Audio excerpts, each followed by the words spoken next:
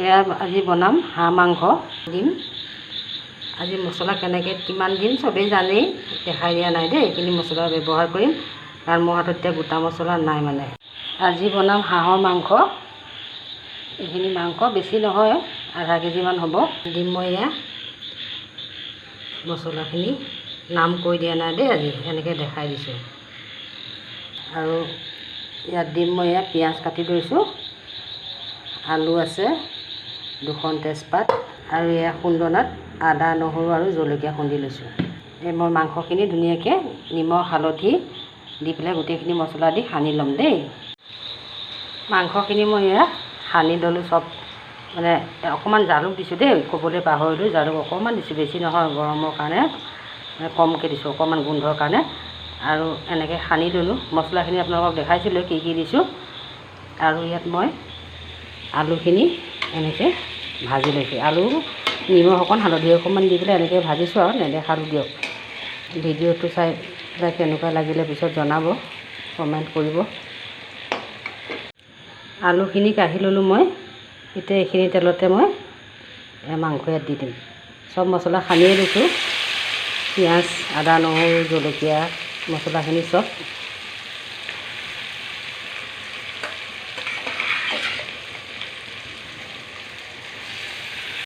মাংসখিনি এনেকৈ দি এতিয়া এনেকৈ লৰাই পেলাই অলপ সময় ঢাকি ৰাখিম দেই। সকলোৱেতো বনাব জানে, মানে মইনো কেনেকৈ বনাইছোঁ আপোনালোকক দেখাইছোঁ। চবৰে মন যায় ন। এতিয়া মই ঢাকি ৰাখিম এইখিনি। ঢাকাৰ পিছত মই এনেকৈ এতিয়া মাংসটো লৰাই দিছোঁ। এয়া মাংসটো ভাজি থাকিব লাগিব, ভাজি ভাজি তেলটো যেতিয়া ওলাব আলু দিম, তাৰপিছত অলপ পানী দিম। পানী নিদিলেতো নিসিজিব ন।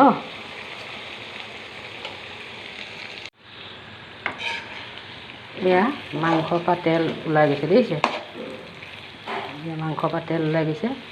মাংসখিনিও ভাজি মোৰ হৈ গৈছে। পিঁয়াজো দিছিলোঁ যে ইমানখিনি, পিঁয়াজ গলি নাইকিয়া হৈ গ'ল চাওক।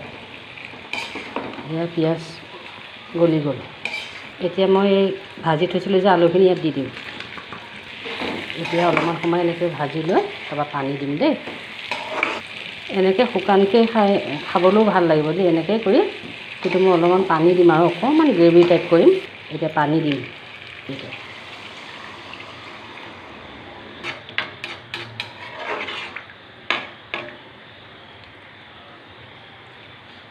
এতিয়া মই ঢাকি থ'ম, আকৌ অলপ পিছত দেখাম আপোনালোকক। এয়া মোৰ মাংস হৈ গ'ল। এনেকৈ অকণমান গ্ৰেভি ৰাখিছোঁ আৰু এনেকৈ খাই ভাল পায় চবেই। শুকান ভাজা বনোৱা নাই তাৰমানে, এনেকৈ বনাইছোঁ দেই।